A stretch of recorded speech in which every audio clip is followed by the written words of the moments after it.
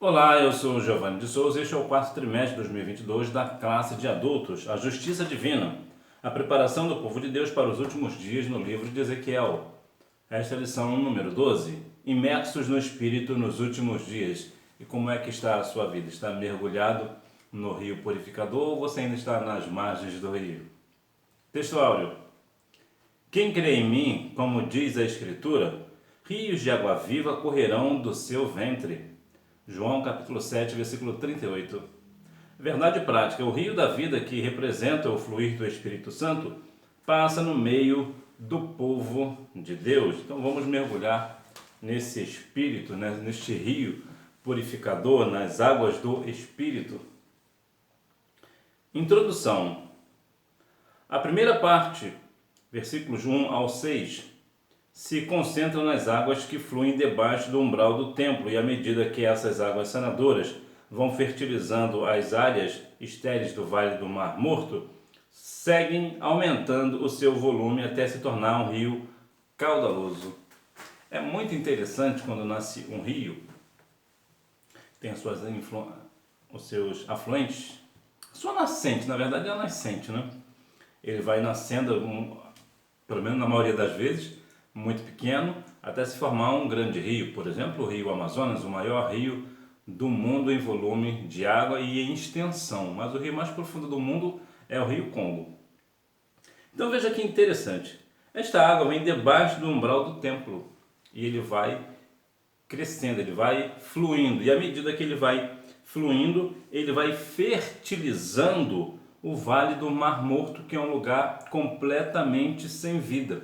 Quando nós estamos nas águas do Espírito, por mais que a nossa vida esteja seca, sem vida, esta influência do Espírito vai nos trazendo vida. É interessante que quando Deus criou o homem, ele soprou em suas narinas e então ele soprou o espírito, né, e a alma, e o homem se tornou alma vivente. Então é muito interessante que aqui, também no sentido espiritual, à medida que o Espírito Santo vai chegando a nós, vai nos enchendo, por mais que a nossa vida esteja morta, ela será ressuscitada pelo Espírito e o volume vai aumentando. Ou seja, quanto mais o Espírito está em você, mais você aumenta, mais aumenta a sua vida, né? A sua, como diz Moisés, né? Falou, né? Que está no mesmo vigor, né? Ele vai revigorando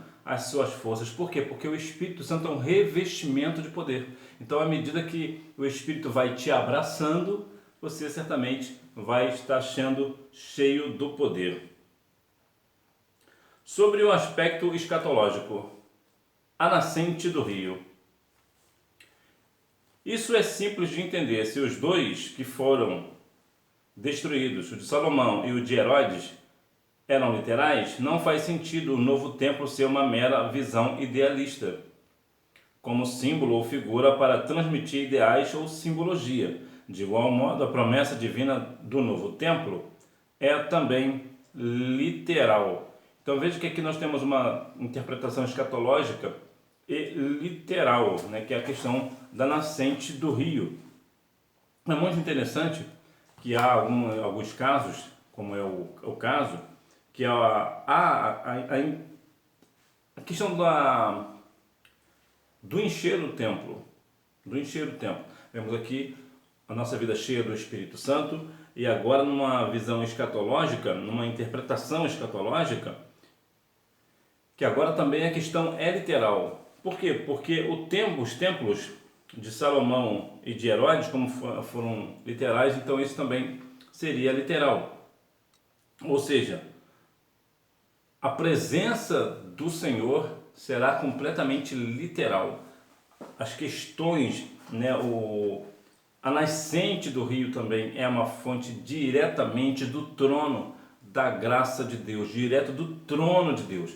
Então ele vai enchendo cada vez mais, né, e vai no sentido aqui literal. O guia celestial, um personagem que aparece desde o início da visão do novo templo, um homem cuja aparência era como a aparência do cobre, tendo um cordel de linho na mão e uma cana de medir, continua como Cicerone nesse passeio.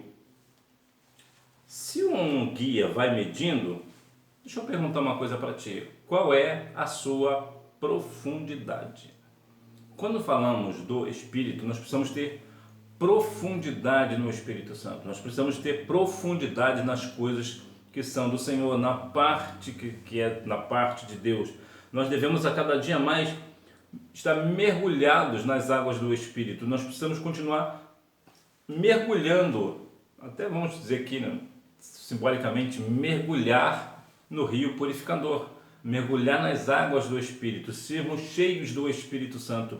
Nós precisamos a cada dia mais compreender que o guia, que é o Senhor, está verificando, está medindo a nossa profundidade. Quantas pessoas hoje estão ainda na margem do rio? Parece que têm medo de entrar neste rio, têm medo de se afogar, vamos assim dizer, né? Tem medo de se afogar nas águas do Espírito, nas águas purificadoras, nas águas sanadoras. Então, como diz o hino 360, né? A fonte sanadora. Então, há pessoas que ainda têm medo, têm receio de entrar neste rio, mas nós devemos com ousadia mergulhar neste rio e continuar sendo cheio do Espírito Santo, cheio desta água que vai nos purificar. Os novos frutos. Mas ambos os textos são literais, do novo céu e nova terra. Não existe mar. O milênio é distinto do mundo vindouro. Como é literal a questão do novo céu e nova terra, e aqui não existe mar, nós devemos ter então tem que ter os nossos frutos. Qual é o fruto que eu tenho dado? Porque interessante na questão do rio, eu não sei se você teve uma oportunidade de estar perto de um rio, mas se você ainda nunca teve a oportunidade de estar perto de um rio, certamente você já viu muito pela TV, por exemplo, e já observou que todo rio, ele nunca é seco às suas margens. Há sempre a parte verde, né, os vegetais, né, tá sempre por ali. Vegetal não, né? Vegetal é outro negócio, né? Nós temos sempre ali árvores frutíferas ou não frutíferas, né? Mas está sempre verdinho às margens do rio. E tudo que você fizer, tudo que você plantar à margem do rio, sempre irá prosperar. Até porque isso é bíblico, né? É porque ali não falta água. Então, o que nós temos que ter? Os nossos frutos. Como nós estamos mergulhados nas águas do Espírito, nós sempre iremos frutificar, inclusive aqui na questão do milênio. Sinopse. O aspecto escatológico leva em conta a literalidade do novo templo, o fechamento da porta do templo e a frutificação das árvores do milênio. Então nós precisamos continuar frutificando no milênio. Sobre a implicação pneumatológica, que é a doutrina do Espírito Santo. As águas. O ser celestial fez Ezequiel passar pelas águas que ao caminhar o primeiro trecho de 1000 côvados, ou 500 metros, elas me davam pelos tornozelos. 500 metros mais adiante, as águas chegam aos joelhos, e depois de mais 500 metros, elas já estão nos lombos. 500 metros mais além, essas águas já haviam se tornado num ribeiro, e o profeta agora tinha que nadar. Se você já teve a oportunidade de entrar no rio, se você entrou no rio é porque ele estava vazio, não estava tão cheio assim, dava para caminhar. E aqui nos traz uma dinâmica muito interessante sobre o caminhar pelas águas no trecho de 1000 côvados ou 500 metros. Vamos deixar aqui, trazer aqui mais para a nossa realidade. Quando você tiver a oportunidade de entrar no rio, eu já tive a oportunidade de entrar e fazer algumas coisas no rio. Eu sempre gostei muito dessa questão de água. E perto da minha casa tem um rio. E este rio, claro, ele em determinadas estações ele estava mais cheio, mais vazio. E como eu ia lá para lá todo dia, quando ele estava muito vazio, estava cobrindo os pés, eu sempre caminhava para um lado e para o outro, não me atrapalhava em nada, porque a água é muito rasinha. À medida que a água chegava aos joelhos, eu ainda andava tranquilamente, já não era mais tão fácil de me dominar como a água aos pés.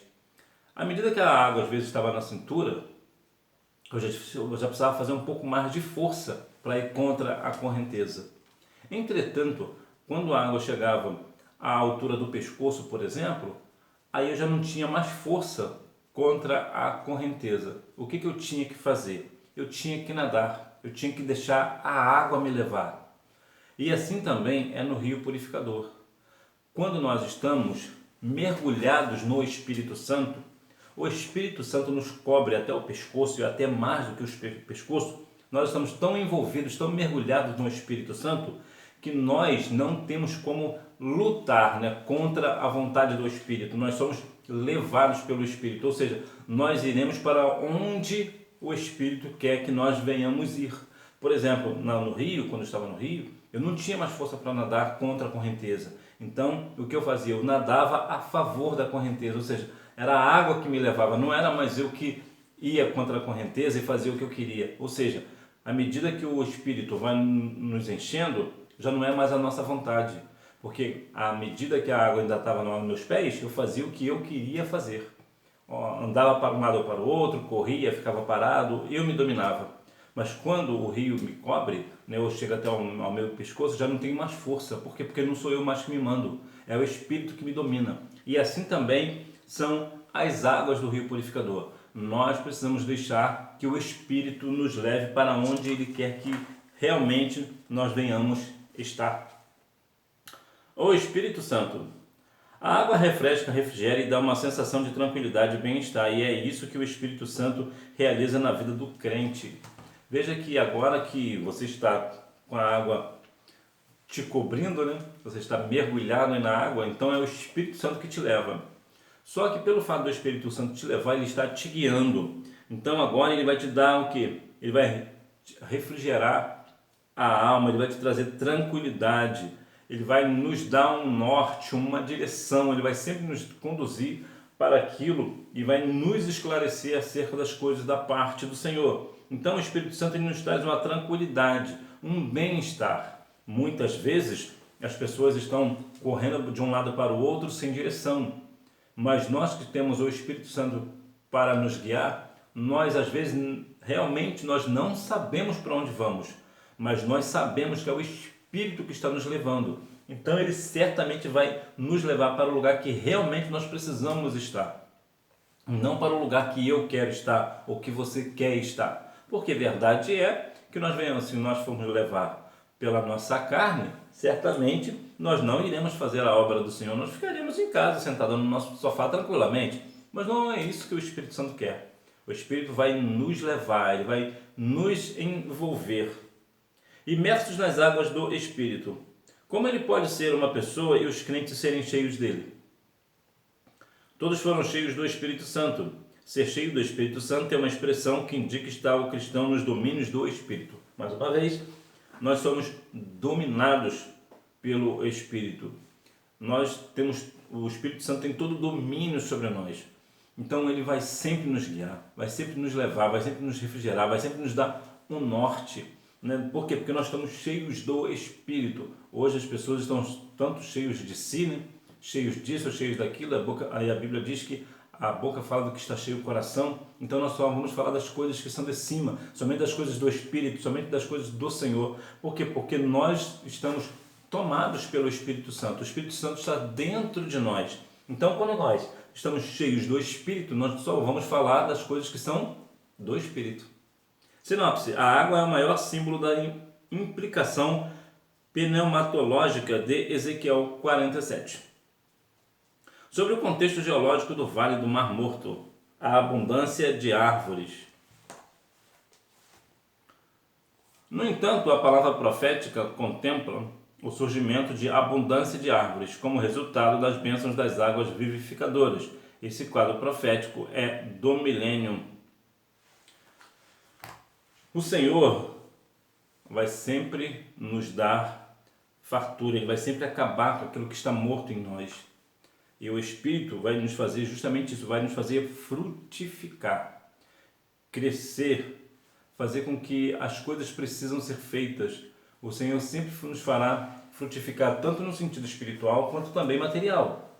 Nós devemos a cada dia mais estar com a nossa vida mergulhadas no Espírito, para sermos guiados pelo Espírito, para que também assim o Espírito venha frutificar toda a nossa vida. Para quê? Para que nós venhamos dar frutos e o nosso fruto venha permanecer. Por quê? Porque o fruto é aquilo que indica a árvore. Ou seja, se o fruto é bom, independente da aparência da árvore, a árvore é boa. Mas se o fruto é ruim, da mesma sorte. Independente da aparência da árvore, a árvore é ruim.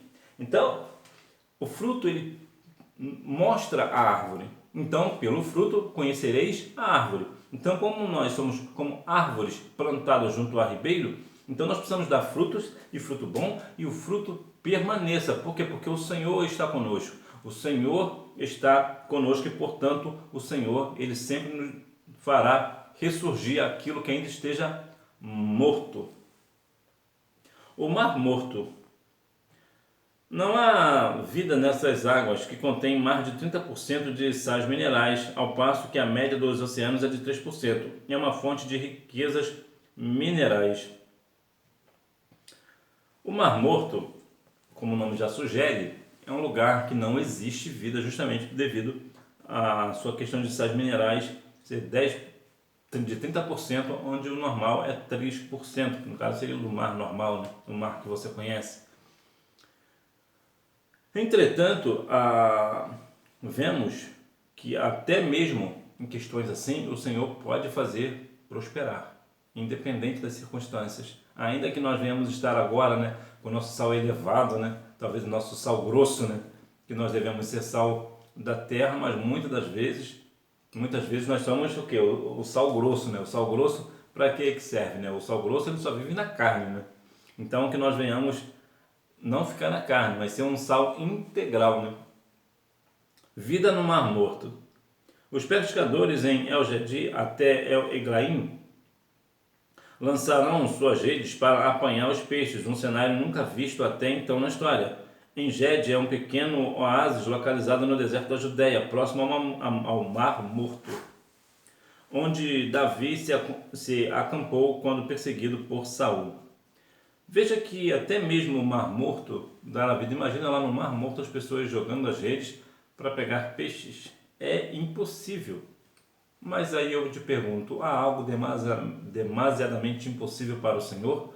Lucas 1,37 nos diz que para Deus tudo é possível. O Mar Morto terá vida no Mar Morto. Pode parecer algo espantoso, e de fato o é, mas o Senhor ainda faz milagres e continuará fazendo milagres, fazendo coisas impossíveis. Então aqui na Bim da Verdade, o oásis, vamos aqui trazer para nós, né? Como já dizia a música do RM6, no oásis, nos desertos que atravesso, meu oásis é Jesus. Então, o Senhor ele consegue fazer, até mesmo no Mar Morto, virar um grande oásis, fazer coisas espantosas, extraordinárias. Por quê? Porque Ele é Deus, Ele pode todas as coisas. Sobre os charcos lamaceiros com sal que não serão restaurados. Há ainda muitas controvérsias.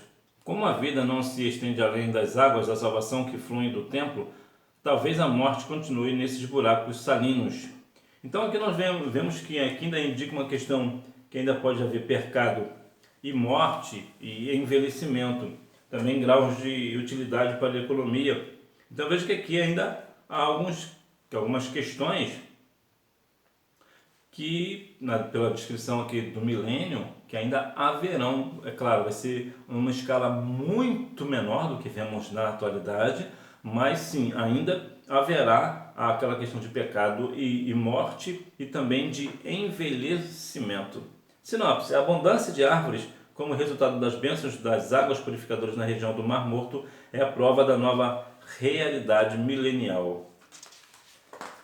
Conclusão: as águas terapêuticas do rio da visão de Ezequiel saem debaixo do umbral, e as águas cristalinas que saem do trono de Deus e do Cordeiro em Apocalipse apontam para Cristo e o Espírito Santo. É significativa a presença do rio no Éden, no princípio, no relato da criação, e do rio da vida do mundo vindouro. O rio da visão de Ezequiel fica entre eles, ou seja, entre o primeiro e o último. Vemos em tudo isso a restauração escatológica da terra e a efusão do Espírito sem medida. Aqui é uma questão para nós entendermos de uma forma bem prática. Esta questão do rio, veja que no início do Éden já havia um rio. Então o Senhor, aqui no caso que diz Ezequiel, está bem no meio essa questão do rio, né? Está depois do Éden e antes do milênio. Então ele está no meio. É algo do tipo início, meio e fim. Ou seja, mesmo no início, mesmo no meio ou no fim, terá sempre a mesma ideia, né? A ideia do Senhor, né?